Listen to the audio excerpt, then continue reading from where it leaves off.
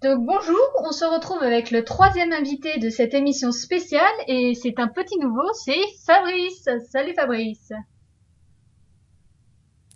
Welcome les amis. Ça va? Eh oui, ça va et vous? Et toi, hein, tu peux me tutoyer, tu Oui, sais, hein, on se connaît. Hein. oui et toi? Oui, ça va. Donc toi, quand est-ce que t'as découvert le catch et comment? C'était vers fin 2006, si je me rappelle bien. C'était chez mes cousins quoi. Ils étaient en train de se montrer des vidéos de matchs de catch qui s'étaient passés récemment. Et il y avait un match qui m'avait marqué. Si je me rappelle, c'était un TLC match. Bon, je me rappelle plus les compétiteurs qu'il y avait dedans. Mais voilà, ça m'avait marqué parce que je m'étais dit, mais tiens, j'ai jamais vu des mecs se taper avec des chaises, avec des échelles, passer à travers des tables et tout.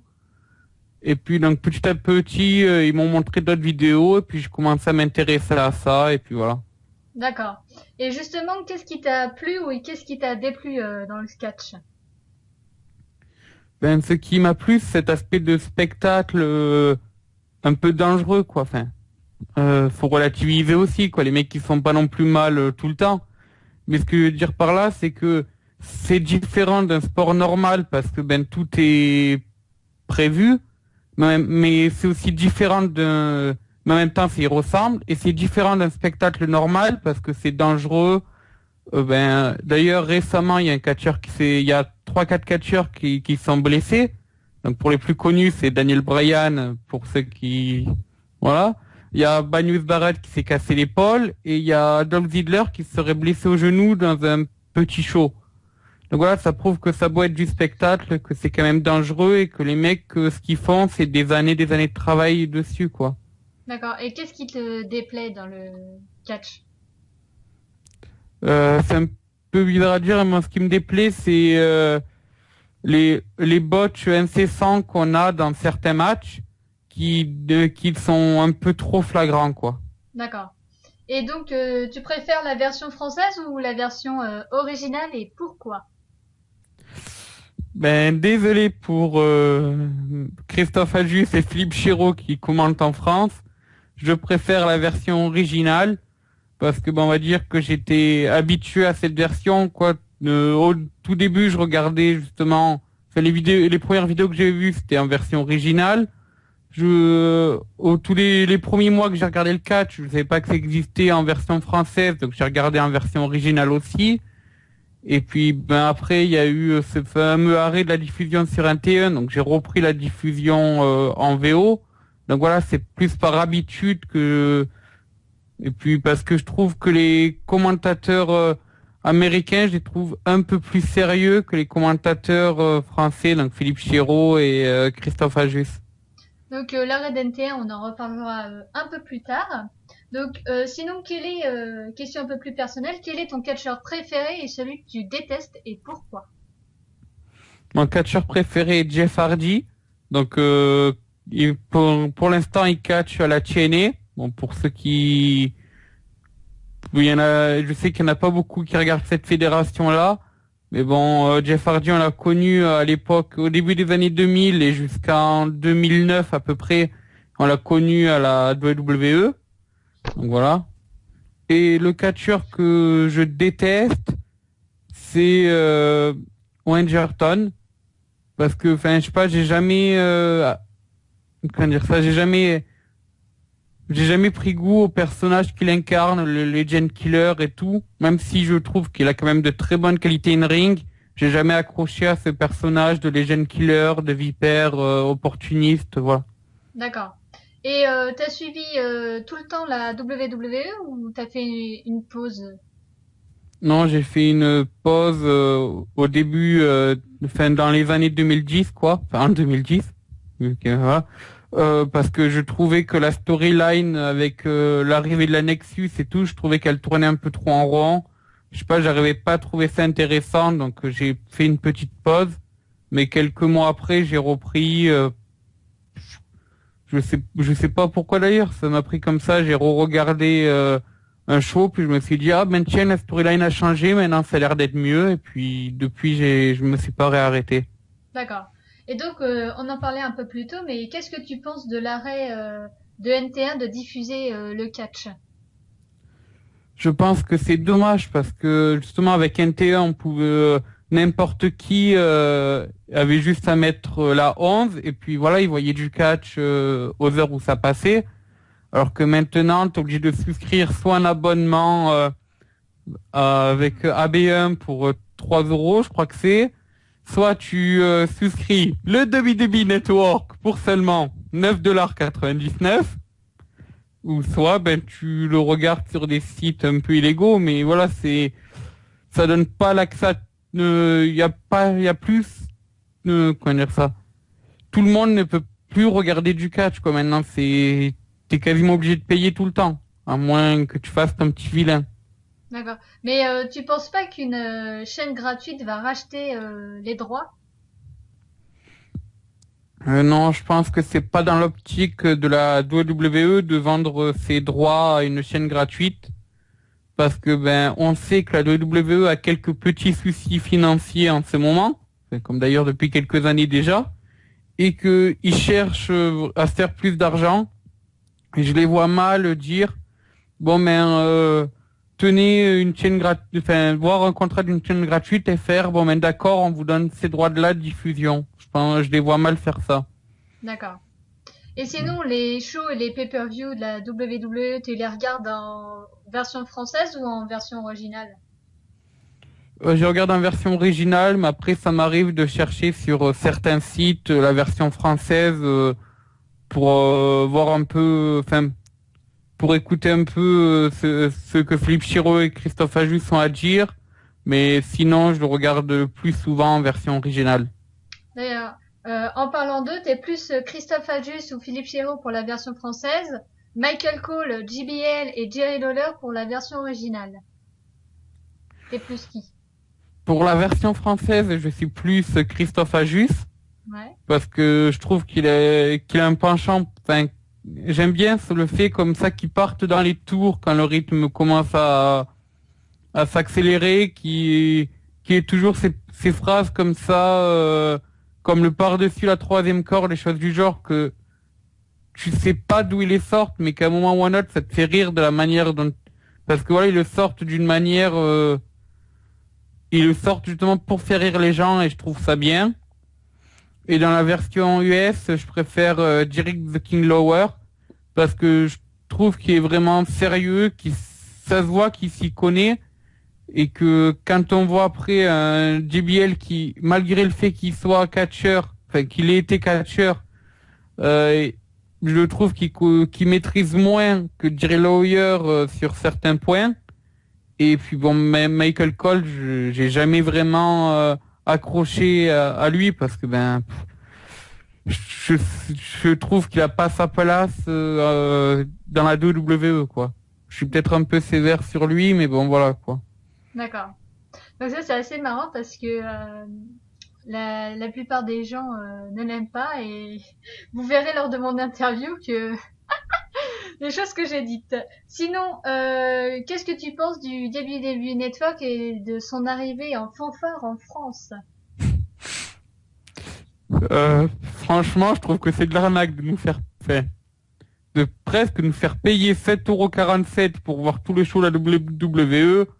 Je trouve que c'est vraiment exagéré de la part de cette fédération-là, quoi. Ils auraient dû... enfin, c'est vrai qu'après, aux États-Unis ou au Canada, ça peut être attractif, mais je pense qu'en France, ça n'a pas sa, enfin, ça n'a pas sa place. Ça intéressera quelques personnes, quoi, mais pas autant que là-bas. Et puis, il faut aussi dire ce qui est, quoi. En France, tout le monde connaît certains sites un peu illégaux pour aller voir les shows. Donc, au fond, ça revient que le WWE Network, il sert strictement à rien en France. Tu vas sur ces sites illégaux, t'as exactement le même contenu. Oui. Et comme tu le dis, c'est illégal. Donc, est-ce Voilà. que tu penses que son lancement va changer quelque chose pour AB1 qui avait acheté les pay-per-view en version française? Est-ce que tu penses que ça va pas concurrencer AB1? À court terme, non. Après, à long terme, je sais pas. Seul le temps nous le dira, j'ai envie de dire. D'accord. Sinon, tu penses que la WWE va migrer de plus en plus de matchs sur le WWE Network ou sur le WWE App, par exemple, on a vu qu'il y avait l'interview de Daniel Bryan qui était en pré-show et qui était que sur le network. On avait des fins de match qui étaient sur l'application qui, elle, est gratuite, heureusement. Mais est-ce que Oui, tu penses qu'ils vont faire de plus en plus ça pour faire exprès que les gens s'abonnent pour voir ce qui se passe? non, je pense qu'ils vont nous laisser tout ce qui est pré-show, par exemple, ils vont nous laisser gratuitement sur YouTube et tout. Ah, Mais maintenant, je ils le pense, font plus depuis le WWE Network, c'est que sur WWE Network, le pré-show. ah, pourtant le dernier pré-show, je l'ai vu gratuitement sur YouTube. Ah bon, bah, Mm. on en apprend des choses, en tout cas. La dernière fois, Oui. moi, je les avais pas vus sur YouTube, justement, par Bon, rapport voilà. au network, mais bon. Après, peut-être qu'ils ont fait spécialement pour SummerSlam, je sais pas, Oui, peut-être. je vérifierai pour la nuit des champions si je me suis pas endormi avant. Mais sinon, je pense qu'ils vont plutôt migrer certains programmes comme des rétrospectives de grands trucs comme le WrestleMania Rewind, par exemple, les choses du genre, pour vraiment attirer les fans de la vieille époque, enfin, ceux qui regardaient le catch à l'époque d'Hulk Hogan et tout, qui ont envie de revoir ça. Mais sinon, je pense que les matchs qui sont déroulés après l'Attitude Era, enfin même, voilà, je pense qu'ils vont, bon, ils sont déjà sur le WWE Network, mais je veux dire, il va pas avoir d'émission spéciale non plus sur ça. Et les nouveaux matchs, à mon avis, ils vont les laisser en vision normale, quoi, comme on a là. D'accord. Et est-ce que ça te tente d'aller voir les shows et les pay-per-view aux États-Unis? C'est-à-dire aller les voir en direct. Ouais, voilà, te payer un billet d'avion et aller aux États-Unis pour assister à un show en direct là-bas aux États-Unis. Oui, ça me tenterait. Bon, après, c'est vrai qu'il y a ce fameux point noir qui est l'argent, quoi, parce que même déjà rien que pour aller aux États-Unis, ça Ouais, coûte cher. Et puis après, arriver là-bas, le billet, il est pas non plus gratos, quoi. Mais sinon, oui, c'est vrai que ça me tenterait parce que ben, la WWE, enfin, les superstars comparés à d'autres sportifs, ils sont vraiment proches du public. On les voit, c'est les premiers à accepter de faire des photos, de signer des autographes et tout. Et puis en plus, l'ambiance dans un show, enfin, quand c'est diffusé en live, comme on voit WWE Hero ou quoi, c'est vraiment, il y a plein de feux d'artifice de partout, ils mettent le paquet dessus pour que vraiment ça éblouisse les gens qui vont voir ça. Donc oui, franchement, ça me tenterait d'y aller un jour. d'accord. Mais sinon, on a la version un peu plus proche de chez nous où là, les superstars vont venir le 13 novembre, je crois, à Paris-Bercy. Ça te tente d'aller voir? Malheureusement, je suis déjà monté à Paris cet été, donc si je dois remonter au mois de novembre, à mon avis, ça sera non, quoi. Mais oui, s'il y a un show qui passe pas loin de chez moi, pourquoi pas. Ouais. Est-ce que tu as déjà assisté à un show à Paris ou autre De la WWE, non. D'une non? petite fédération, oui. Ah, alors, vas-y, raconte-nous, c'était comment? Donc c'était la fédération, c'était l'ICWA, je crois.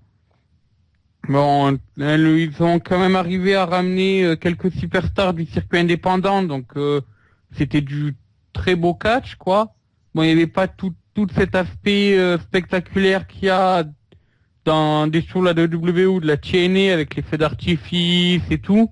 Mais au niveau de la qualité in-ring, c'était franchement très beau à voir. D'accord.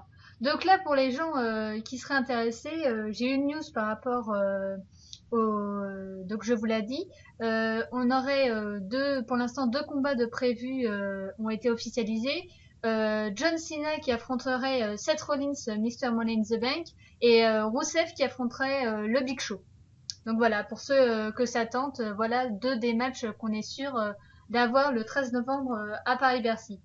Euh, mais sinon, est-ce que toi t'es du genre à acheter par exemple juste ta place de spectacle ou acheter les goodies, les t-shirts, tu vois, être un fan acharné quoi. Ben, on va dire que je peux. Après, c'est quels que soient les trucs que j'aime bien. J'aime pas non plus aller toujours acheter derrière, quoi. Donc, je préférerais plutôt acheter ma place que que les goodies qu'il y a derrière. Parce que ben j'aime pas trop non plus dépenser à tout va. Mais après, si un jour je trouve qu'un t-shirt d'un catcheur est super bien fait ou quoi, ça me dérangerait pas d'aller l'acheter, quoi. Mais faut que ça me surprenne, faut que ce soit un truc de vraiment super beau, quoi. D'accord. Mais t'es Mm. pas du genre en fait à te dire c'est peut-être la seule fois que je vais aller les voir de près parce qu'on les voit qu'à travers un écran là au moins tu seras dans la Ouais. salle pour les voir donc tu te dis pas je vais tout acheter comme ça je vais pas regretter ma journée quoi. Non, je me dis pas ça. Non bon Ça peut chacun paraître bizarre, mais non. non bah chacun sa vision hein. Moi je Oui. serais plutôt du genre pour vous dire parce que ça je l'ai pas dit mais moi je serais plutôt du genre à me dire quitte à payer parce que là les places pour avoir ces 70 € pour être à peu près prêt et voir quelque chose quitte à payer une place et à me déplacer jusqu'à Paris je serais prête à me dire bon au moins que ma journée n'est pas servie à rien entre guillemets et acheter les trucs qu'il y a derrière le programme les t-shirts et tout ça pour repartir avec plein de trucs. Ouais, enfin, perso, payer un t-shirt avec écrit I'm awesome, ça le fait pas trop. Mais tout à fait, tout à fait. Mais moi, je serais du genre, même si je le mettrai jamais, mais en fait, c'est des souvenirs quoi de ta journée que t'as passé là-bas, tu vois. Donc moi, Ouais, parce qu'elle je suis elle vous le plus dit comme ça. peut-être pas, mais elle est fan du Miz, hein. Oui, bah voilà. De toute façon, vous le découvrirez dans mon interview, parce que la prochaine personne à la suite de Fabrice, alors ou ce sera Bamba, ou ce sera moi-même, où je me suis interviewée moi-même. Et oui, je suis forte, hein. Donc, Ben. ouais, bah écoute, hein. On fait ce qu'on peut, hein. Donc, il faudra rester connecté pour savoir qui est la quatrième personne. Donc, je tiens à te remercier d'avoir répondu à ces questions. Ben de rien, hein. Et bah c'est écoute si tu veux faire ta petite promo, vas-y hein. Ben écoute, vous pourrez me retrouver dans quelques semaines sur le site Wrestling Football pour commenter les shows de la TNA, donc c'est-à-dire TNA Impact Wrestling. Et puis, si tout se passe bien, on se retrouve pour le week-end du 12 octobre pour Bone Floor Glory, où vous aurez, comme pour les shows de la WWE, une séance de pronostic où il y aura moi, Happy, donc du coffre à catch, et peut-être In s'ils veulent venir. Puis ensuite, on enchaînera sur un direct qui sera, enfin, pas un direct, mais je veux dire, Bone for Glory sera commenté par moi et Papy et sera disponible normalement un jour après le show sur le site Wrestling Football. Et enfin, on aura un bilan quelques jours après où on parlera de ce qui s'est passé et de ce qui pourrait arriver après. Donc voilà, donc si ça intéresse quelqu'un, ça coûte seulement 0 €. Et puis, il n'y a même pas besoin de souscrire à un WWE Network ou un truc du genre. C'est gratuit, c'est sur le site de Wrestling Football. D'accord. De toute façon, le lien sera dans la description si ça vous intéresse de faire les pronostics et le bilan. C'est comme pour la WWE, à part que là c'est pour la TNA. Donc si ça vous intéresse, le lien vers le site sera dans la description. Et le lien de la page Facebook de Wrestling Football sera lui aussi dans la description pour que vous puissiez voir avec Fabrice si ça vous intéresse d'être avec lui pour ce projet. Oui, si ça intéresse quelqu'un de venir faire les pronostics, les bilans ou de commenter, n'hésitez pas à contacter moi ou CEO et puis on vous donnerait une réponse dans les plus brefs délais, quoi. Voilà. Donc je te laisse l'avant-dernier mot de la fin avant de conclure. Ben, merci à Marie de m'avoir accueilli pour cette interview. Et ben, merci à vous d'avoir écouté cette interview. Et sur ce, je vous dis à ciao, bonsoir les amis. Et moi je vous dis à la prochaine pour le quatrième invité. Donc ce sera la surprise entre Bamba ou moi-même. Une interview faite par moi où je réponds moi-même à mes propres questions. Je pense que ça vaudra le détour. Et donc on se dit à la prochaine. Ciao ciao.